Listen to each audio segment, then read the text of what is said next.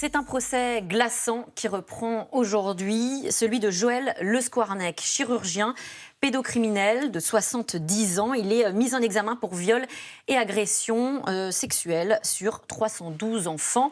Une affaire monstrueuse que notre invité a suivie. Bonsoir Laetitia Chérel. Bonsoir. Vous avez enquêté pour la cellule investigation de Radio France avec Margot Steve. Cette affaire est découpée en deux volets. D'abord le procès concernant l'agression de 4 enfants, dont des nièces du chirurgien. Et puis dans un second temps, celui de centaines d'autres enfants, des victimes, patients du chirurgien. On va y revenir. D'abord, c'est un dossier, on le voit, hors norme. Finalement, c'est l'une des pires affaires de pédocriminalité de l'histoire française, ou l'un des pires pédocriminels. Oui, alors présumé, toujours, il faut le préciser, puisque le procès commence. Effectivement, ce qui est hors norme d'abord dans ce procès et dans cette affaire, c'est qu'on a retrouvé en fait le journal intime de ce chirurgien qui a tout noté scrupuleusement pendant plus de 20 ans, les actes, le lieu, l'heure des faits dont on ne sait pas encore s'ils sont présumés ou réels, sur des centaines et des centaines, nous on en a compté un millier, d'enfants, de jeunes patients, voire de voisins. Donc ça, c'est hors norme, parce que ça donne la possibilité ensuite aux enquêteurs d'avoir des traces et de vérifier. Alors justement, comment ensuite des enquêteurs sur alors plus de 1000 noms peut-être d'enfants vont-ils enquêter, remonter, retracer le parcours de Joël Le Squarnec et puis aussi retrouver ces présumées victimes? Alors, donc, ça fait 2 ans que Joël Le Squarnec, plus de 2 ans que Joël Le Squarnec a été interpellé suite à la plainte d'une petite voisine et de ses parents. Donc, c'était à Jonzac. Et ensuite, quand les enquêteurs vont l'interpeller chez lui, ils découvrent une maison dans un état assez dégradé, avec des bouteilles partout, des poupées géantes, certaines qui ont des chaînes autour des bras, des bracelets. Lui, pardon pour le détail, qui urine dans des bouteilles vide de whisky qu'il a consommé, il ne se lave plus.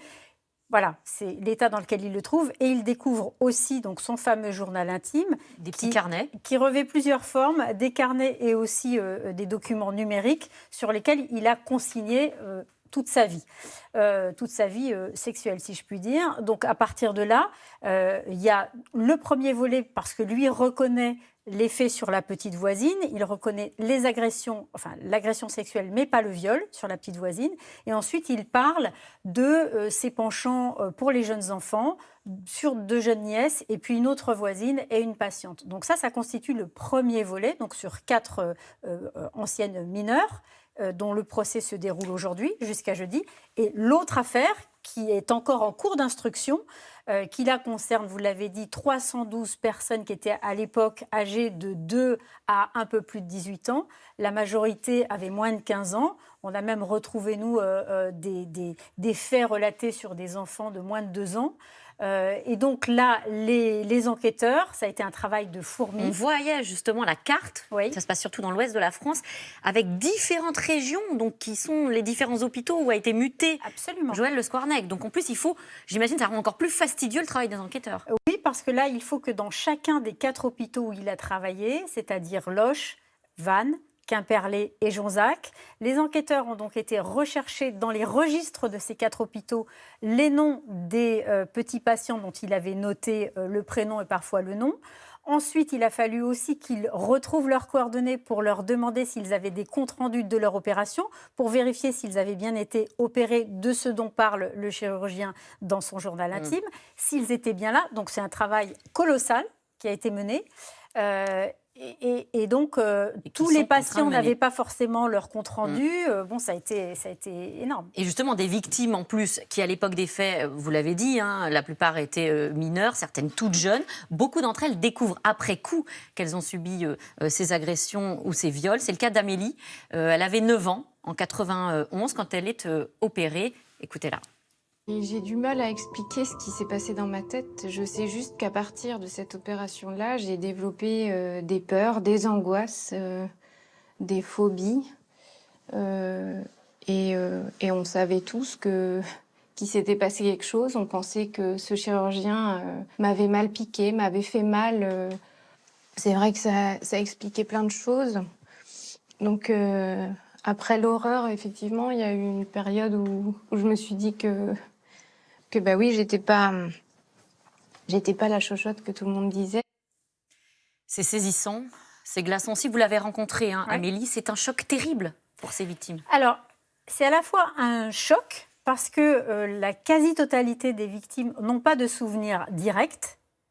Et en même temps, c'est presque un soulagement, si je puis dire, parce que moi, en tout cas, ceux que j'ai rencontrés ont bien réalisé, leurs parents aussi que j'ai rencontrés, qu'il y avait eu un avant et un après leur opération, généralement une opération de l'appendicite. Et que ce n'était pas une vue de l'esprit. Et que ce n'était pas une vue de l'esprit.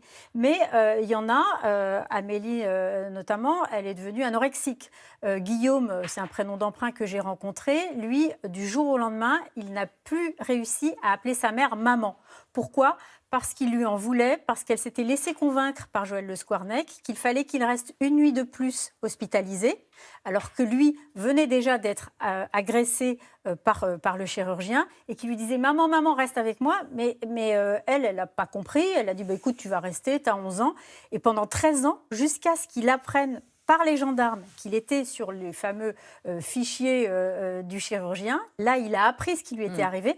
Et il s'est dit, ah, c'était donc ça. Donc, vous voyez, la stupeur et en même temps une explication à ce qui s'était passé, à ce basculement dans leur vie. Enfin, comment, pendant 30 ans, près de 30 ans, Joël Le Squarnec a pu agir, agresser autant de victimes sans que personne n'en sache rien? Est-ce qu'il a été couvert? Alors, c'est vrai qu'il y a deux facteurs qui peuvent expliquer ça. D'abord, dans sa famille, hein, puisque aujourd'hui, il y a deux nièces hein, dont le cas est traité. Donc, dans sa propre famille, lui écrit noir sur blanc, je l'ai lu en 1996 à propos de sa femme, il dit « elle sait ». Donc, elle sait, elle a démenti dans un premier temps savoir, mais sa sœur ensuite lui a parlé de soupçons qu'elle avait eus sur le mari. Confirme. Et elle dit, mais tu sais, il y a beaucoup d'hommes sont intéressés par des petites filles. Et la sœur dit, non, le mien pas du tout. Ensuite, dans la sœur de Joël Le Squarnec elle-même dit à son frère que ses deux filles lui ont dit qu'il les avait agressées. Là, à ce moment-là, il reconnaît, il dit, oui, je vais me faire soigner, il ne se passe rien. Et elle... Et il continue de sévir et il continue d'agresser des petits enfants pendant 20 ans. Oui, mais ça, personne ne le sait. Et comment c'est possible, puisque vous-même, je crois que vous avez révélé que certains hôpitaux savaient qu'en fait, quand il avait été embauché, qu'il avait déjà été condamné pour consultation d'images pédopornographiques. Oui, absolument. Donc, il y a d'une part la famille qui se tait et aussi dans les hôpitaux. Effectivement, à l'hôpital de Quimperlé, il y a un psychiatre qui va révéler par écrit au directeur de l'hôpital qu'il a appris que Joël Le Squarnec avait été condamné pour consultation de sites pédopornographiques sans obligation de soins d'ailleurs. Ça ne bouge pas. La DAS est mise au courant, mais le directeur de l'hôpital minimise les faits et dit mais c'est quelqu'un de bien. Il est couvert. Quand il va à l'hôpital de Jonzac en 2008, il dit à la directrice qu'il a été condamné pour images pédopornographiques et elle ne juge pas utile, par exemple, de faire en sorte qu'il ne soit jamais seul dans les chambres avec les enfants. Très rapidement, en 2 mots, la défense de Joël Le Squarnec. On va évidemment suivre le procès. Que peut-on attendre ?